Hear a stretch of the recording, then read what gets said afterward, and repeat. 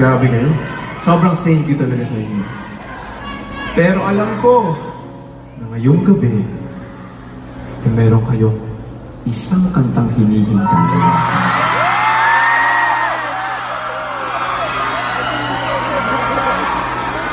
Isang kantang sinulat ko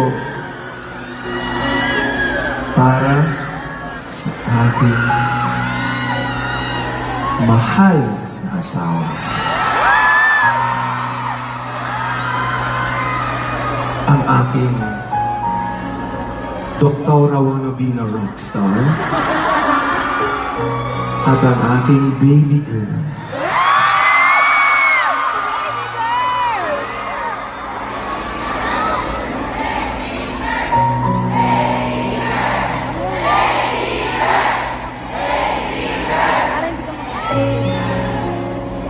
So, sa mga may plano dyan, hintayin niyo ang QO. Or kung gusto niyo lang sabihin sa mahal niyo na mahal na sila, eto na yung kantang niyo. Para sa inyo to.